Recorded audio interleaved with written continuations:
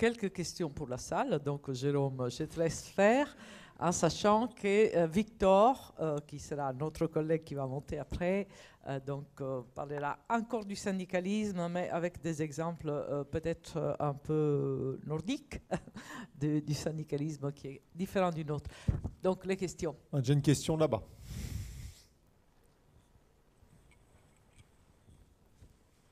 Ou pas. Voilà. Oui, bonjour, Pierre Rivière. Donc, je suis représentant syndical chez BNP Paribas, une grande banque européenne.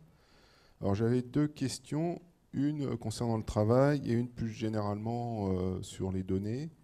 Alors, concernant le travail, on s'aperçoit au fur et à mesure au niveau européen dans notre banque qu'avec l'introduction de l'intelligence artificielle, que ce soit les chatbots dans les relations clients ou le big data et les blockchains dans tout ce qui est la banque d'investissement, qu'il y a une perte de sens au travail des salariés. C'est-à-dire les salariés, ils se sentent dépossédés de leur travail. Et pourtant, c'était des salariés de haut niveau, surtout ce qui concerne la banque d'investissement. Je vais savoir s'il y a une réflexion au niveau européen sur ce point-là. Parce que, comme on parlait du travail, que le travail, on est obligé d'y aller. Si on perd le sens d'aller au travail, qu'est-ce qui se passe?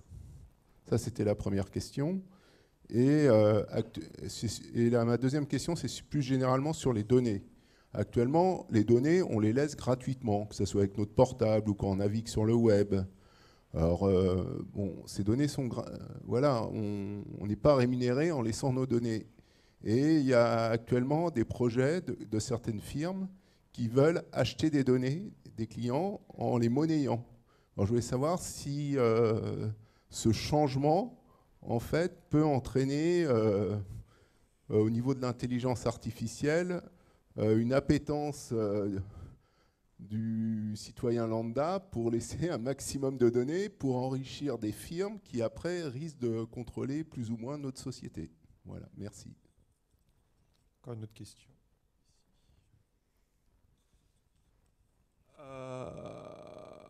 Quels moyens techno on utilise, nous les syndicats, pour nous saisir des outils technologiques pour instaurer le rapport de force?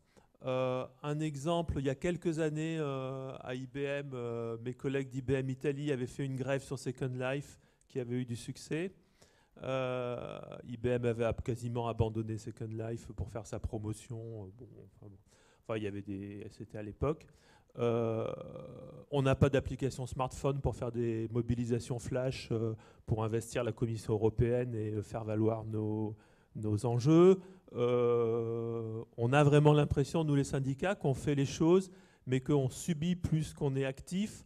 Or, on a l'intelligence, on a l'imagination, on a l'audace. Donc, je pense qu'on devrait faire plus. On va déjà prendre ces questions-là, je pense. Alors, peut-être Jim, un peu une première réaction par rapport aux données. Okay. Oui, super. Merci. Trois excellentes questions. Donc, assez rapidement. La première, donc, deux questions de la part de Pierre. Première sur la question du sens et de la perte de sens au travail. Alors, en fait, c'est assez fascinant. La notion de travail, elle recouvre beaucoup de choses qui sont en fait tout à fait disparates. Et c'est assez étonnant de les retrouver tout ensemble là-dedans. Le travail, c'est la manière dont on utilise son temps. C'est aussi la manière dont on gagne sa croûte. C'est aussi ce qui donne sens, au moins pour partie, à notre existence. C'est aussi un statut social, une raison d'être. C'est aussi ce qui permet de bénéficier de la sécurité sociale.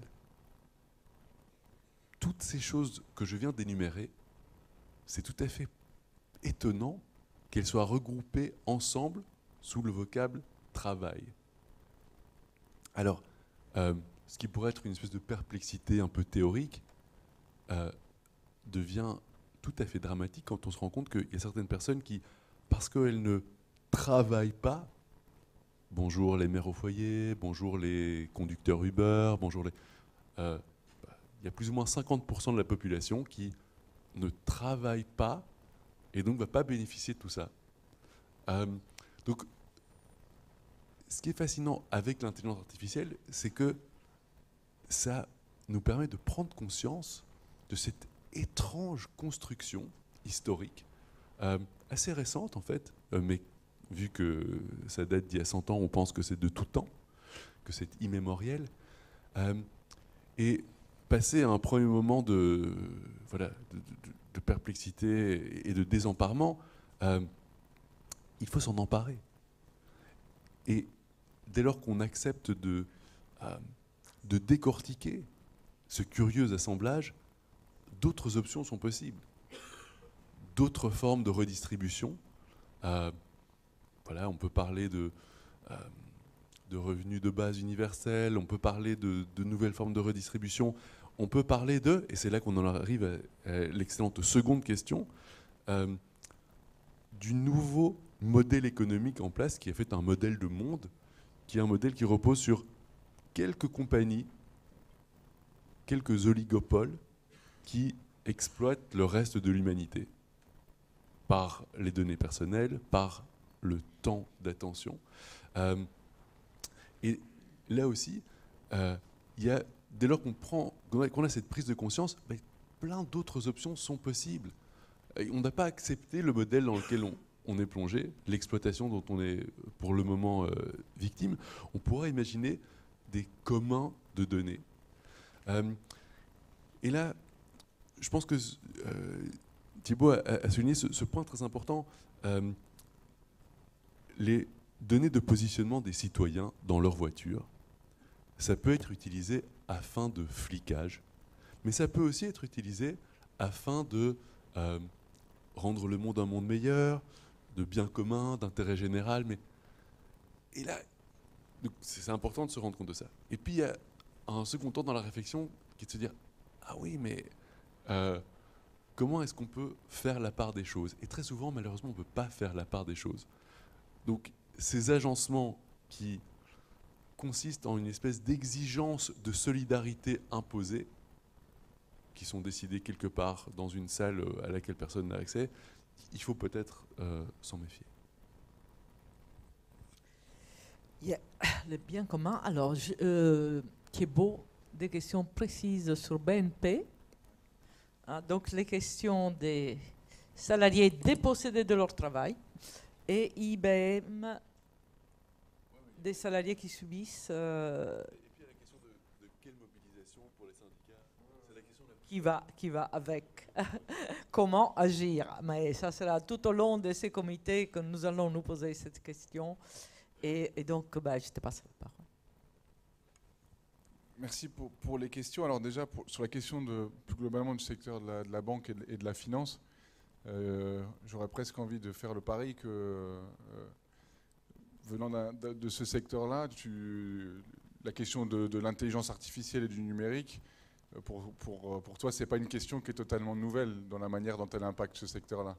Je dirais même que la finance et la banque, c'est quasiment les secteurs qui ont toujours expérimenté, et ce depuis vachement longtemps, le numérique et l'intelligence artificielle, si on pense ne serait-ce au trading haute fréquence, qui est du trading en fait des échanges de valeurs, de produits, qui sont même plus faits ou validés à un moment par des humains, mais qui sont effectués automatiquement par des machines.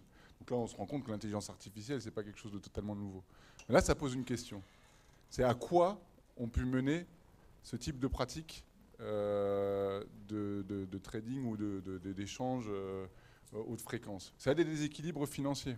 Donc on en revient toujours à la bonne question des choix économiques, sociaux, politiques, syndicaux qu'on fait et de la place qu'on donne à la technologie dans la question globale de l'économie financiarisée. Est-ce qu'elle finance l'économie réelle ou est-ce qu'elle joue, elle parie elle-même sur des échanges de valeurs à la milliseconde et de manière totalement détachée de la réalité, ou est-ce qu'à un moment ou à un autre, l'humain est dans la chaîne de commandement, j'ai envie de dire, ou de décision, et qu'il décide. Et c'est là aussi, c'est donc, sur l'exemple de la finance, de la même manière que va se poser la question de la place de l'humain au travail, et qu'à partir du moment où on décide et on fait peut-être un choix qu'on peut penser naïf a priori, mais qui est de dire on doit partir dans une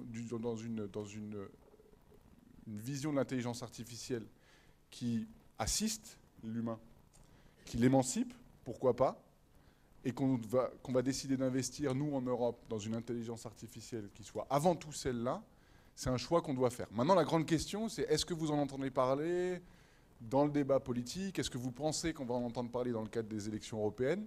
Pour l'instant, je ne suis pas sûr. Il y a des sujets qui se dessinent. Alors, on a la chance, on va avoir une vraie campagne européenne. Et on va avoir